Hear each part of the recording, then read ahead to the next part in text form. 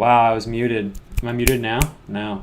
Boop, boop, boop. Well, that's why we started early. I was muted. I was talking to you guys. You guys couldn't hear me.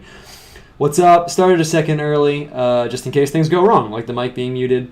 I am posting the tweet right now. I wrote the tweet, but I didn't follow through fully and get the picture, get the link. How's it going for you guys, though? I'm feeling pretty amped because I just posted all that stuff on Twitter. That's kind of what I was doing all day. It takes like literally all day to just get it all together. So I'm going to get the link from YouTube, and then we'll be chilling. Oh, look, it's my own stream. I'm going to open up my own stream and hear my own voice really quick. Nice. Sounds great. But yeah, how's it going for you guys? It's going pretty well over here. It's going pretty well. Okay, OPHANIM painting hours live.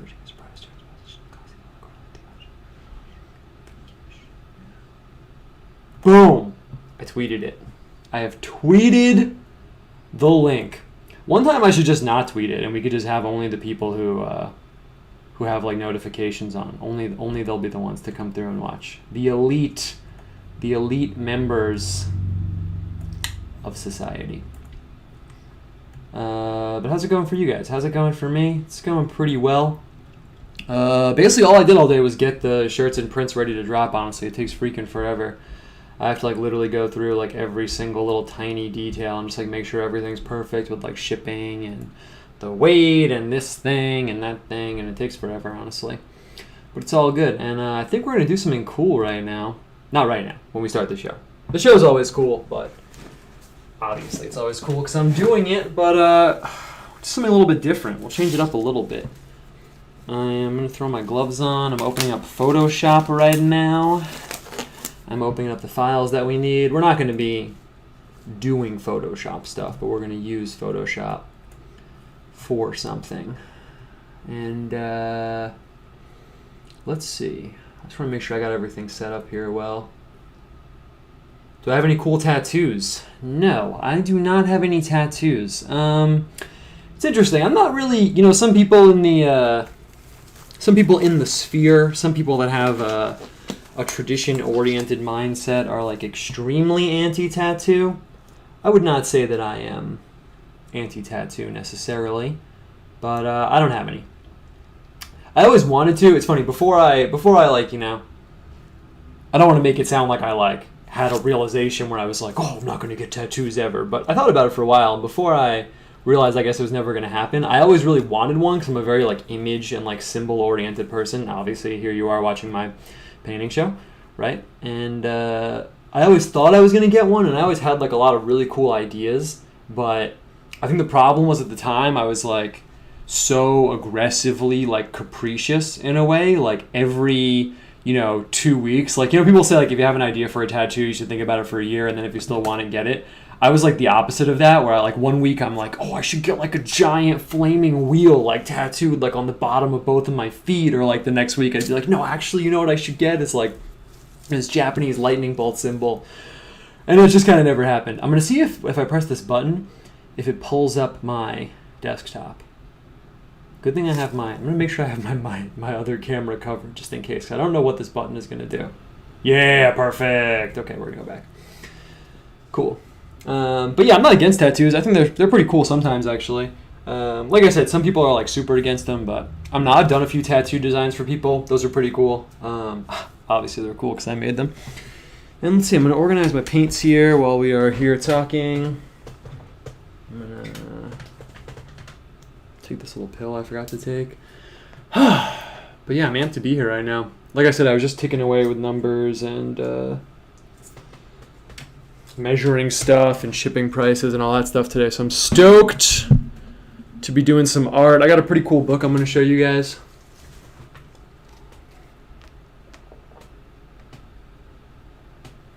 Sorry for the dead air. I'm drinking water.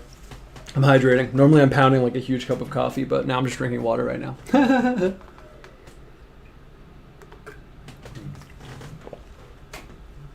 What else is going on with me?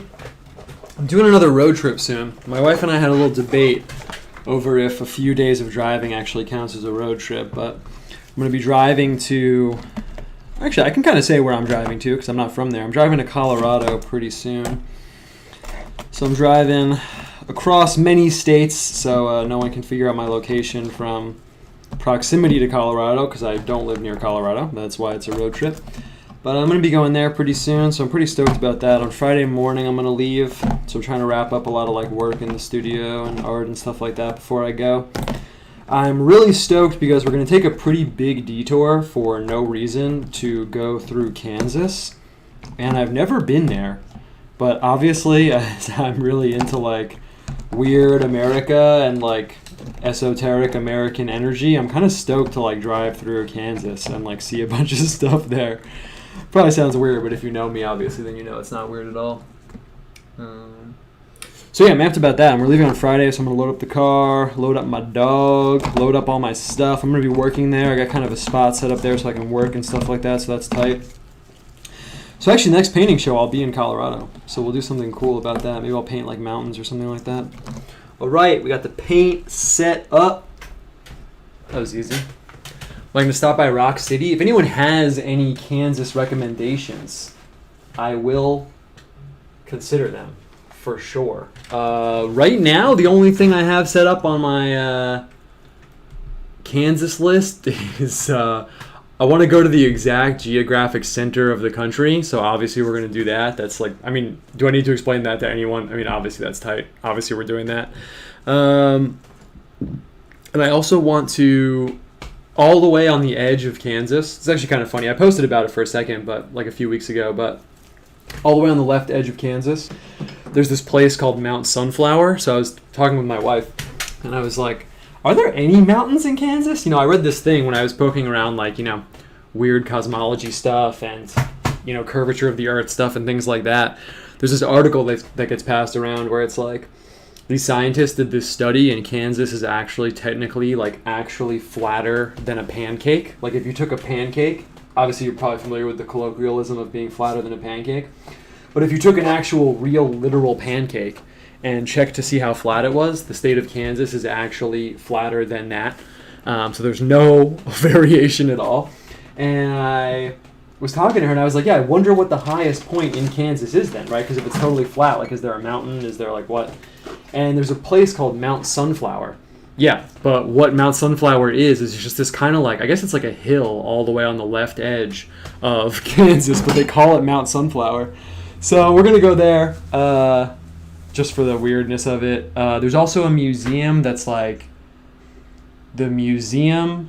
It's a museum of models of the world's largest things, but those models are the smallest models of the world's largest things. So it's a museum of the smallest versions of the world's largest things in the world. Does that make sense? But I don't even know if it's open because of Corona time. So I'm not getting my hopes up for anything. Throwing around rulers and stuff like that. Let's see what people saying in the chat. World's largest ball of twine. Yeah, stuff like that. I mean, I'm down, right? Obviously.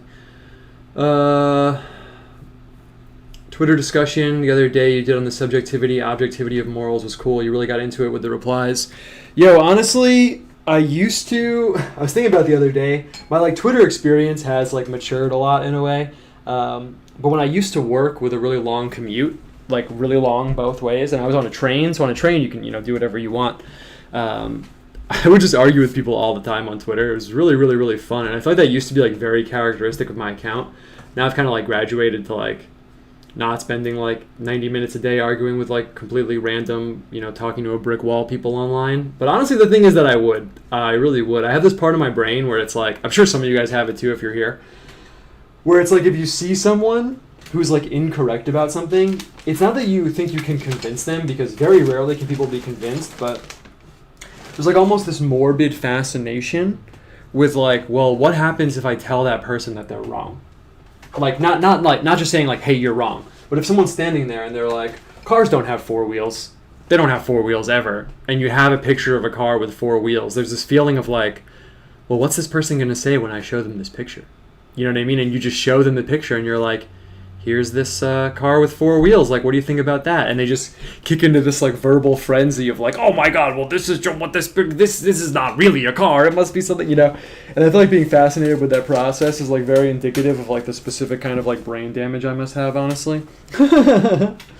So yeah, the morality one is one that really gets me because I really do feel strongly about it, but that was fun. I started drawing on the right side of the brain so I can take drawing more seriously. Dope. I think it would be cool to do an episode where you draw with a pencil. Yeah, kind of what I want to do, honestly, is I really need another camera.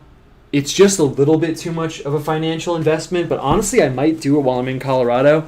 I kind of have enough money in the studio where, like, if things are worth it, I could kind of swing it. So I'm not really sure what I'm going to do, but I really need another camera because what I really want to do is have a camera set up facing forward, and then you guys can see a still life, and then this camera is top down, and I'm drawing the still life. I think that would be sick. So I do want to do some classical drawing stuff. So I'm thinking about it. Maybe I'll get like a cheaper camera because like I really don't need a camera this nice if all it's doing is showing you guys, a still life that's like 10, 15 feet away from us. But that's the plan. All right, 6:59. We'll kick into this in a minute. What else is going down? Started drawing on the right side of the brain. I read that one already. What else has been going on with me? Honestly, I've just been trying to... I feel like it's kind of symbolic that I'll show you guys this picture. You guys probably just saw it on Twitter. But it's kind of symbolic, I guess, that I posted all those images, and now I am kind of like moving on from that. It's like I harvested it all, and now I'm moving on to the next step. So I've been kind of thinking about what the next set of graphics and stuff like that is that I'm going to be working on. I have a few things I posted on Patreon yesterday that I'm stoked about, but I'm kind of surveying the landscape and seeing what I want, like I just said, my next batch of stuff to be. I have this Aquinas print here. This came out of my printer, so it's not like one of the commercial prints, although it kind of does look almost the same, otherwise I wouldn't sell them, right? But I think it's looking pretty fresh, honestly. I've been had this in my room, and I couldn't show anyone. I haven't shown anyone this until like a half an hour ago when I posted it on Twitter. But I love how this came out, man. I freaking love it. Ugh, so dope. I mean, I'm looking at my own art like, wow, it's so good. But I feel like when I made that, I really kind of like stepped it up a little bit in terms of like the clean theological vibe. We got a few vibes going on, but like just the clean, classy theological one is definitely one. So I'm stoked about that. So I'm just kind of amped, man. I feel like I'm ready, like everything, I'm a very like symbolic oriented person. Obviously, that's like part of why you're here, I suppose. But, summer's, not to be a downer, summer's over. It's spiritually, it's fall right now. And I feel like I'm ready to start that chapter. Spring and summer were kind of like one chapter for me because of coronavirus. It really felt like one chapter. I don't know about you guys, but I feel like the spring and summer was like one cohesive unit of time. But now that it's fall, I'm like, yeah, let's do it. Got the, like I said, just posted the last batch of graphics, harvested that up, and now I'm looking over the horizon. I feel like I got kind of a new energy going on. Things cohesing more, and I'm amped. I'm just amped, man. Okay, it's 7:01. You guys know the motto of the show. I don't like making people that are on time wait for people who are late. So we're going to pull the trigger right now. And once again, there's two buttons, new intro or actual intro. I think it's new intro. Let's see.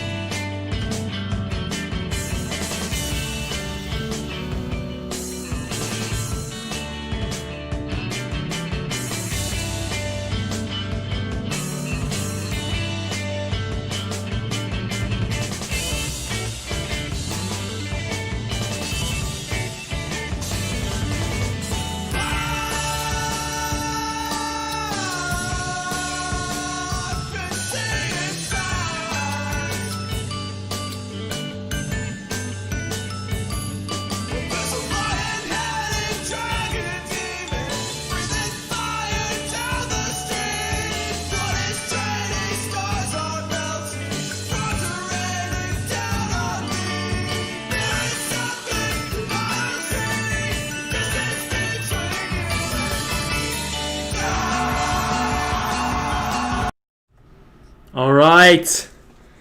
What's up, everybody? Let's do this thing. I actually just am going to grab the book off the floor. It's kind of a rushed intro. Let's settle in. Feel very, when you're starting something new, especially an art thing, I feel like it's really important to just kind of like clear out your mind a little bit. I used to, I've talked about this before, but I used to do some kind of like, I don't want to say what it was. It was kind of like running like these business meetings. Basically, it was actually super whack, but I got paid pretty well for it. And I'd always tell people, if it's like a hectic day and you come in this room, like you can totally bring all the energy from like, whatever project you were just working on. You can just carry that right in, and it's like a totally smooth transition. So I feel like sometimes it's good to just take a breath, just, leave it all behind. I feel like the kind of hecticness of my last few hours of rushing to post all that stuff before the show, now I've left it behind. And now we're here, and I'm amped to be here right now. So what's going on, guys? We were just talking about it. New fall life, new fall mindset. So let's just kick into it. Let's just kick into the show. I'm doing good. We'll talk about me as we go along, I guess, a little bit. Already got a super chat from Spiced. Thank you, Spiced. I'm humbled by your super chat. Should I recommend your show to my mom? Probably. Your mom's probably pretty cool. And I try to keep the show kind of like legit, Some normal people watch the show. I know most of my audience is like what I would lovingly term like freaks and weirdos, which is absolutely what I want. I mean, that's me also. I mean, we never want to go below like 60 to 70% that, but there are some normal people who watch the show, and I appreciate them watching. How's it going, normal people out there? So yeah, your mom could watch. I'm sure she's really cool if she's your mom, right? I also got a good question from Isadora about developing your own art style. Let's talk about that while we're working. A few people actually have hit me up about like doing the art stuff and how to like keep moving forward, so that's dope. But we will talk about that. I kind of just want to jump in, so I got something a little bit different planned. So all day I was running numbers and saving files in different formats. And whenever I post new stuff on Shopify, which I try and do like once a season, it takes like all day basically. So I was getting down to the wire. It was like 4 o'clock, 5 o'clock. It was like 5:30. And I was like, damn, I really got to get into the painting show. And I was thinking, what am I going to do? And I was like, well, last week we did a psalm. I'll just crack open Book of Psalms and we'll pick one and we'll just hit it, But I was like, I don't want to go into the show like that. I don't want to go in like, oh, we'll just do this thing we did before, And I was like, man, I really just need like something to hit me. And I was walking around, and it hit me that there is something I've been thinking of doing for a while that I haven't done or breached at all. So that's what we're gonna do. We're gonna look at something, and then we're gonna do a picture based on that. I don't want to like give it away because we're gonna look at it in like literally 1 second. So that's what we're gonna do. Weird book intro. I'm loving the weird book intro, especially because right at my feet, if you've been watching, I have all the books I brought back from New York, so we have no shortage of weird books. But today I acquired a weird book. I acquired one, which I don't do very often. That's not true. I get weird books all the time. But I thought we'd just take a little look at it really quick. So I got this book. It's called Dojo, Magic and Exorcism in Modern Japan. And it looks pretty cool. I haven't read it, obviously, because I just got it. But I saw this book at this bookstore that's sort of like on the outskirts of town. I saw it there, I feel like a really long time ago, maybe like a year ago even. And I flipped through it, and I posted some pictures of it on Twitter, and I even posted the cover, and I was like, hey, someone should read this and do like a book report on it, and I'll post it. Like, I just want to know what's in here, but honestly, I'm not going to read it.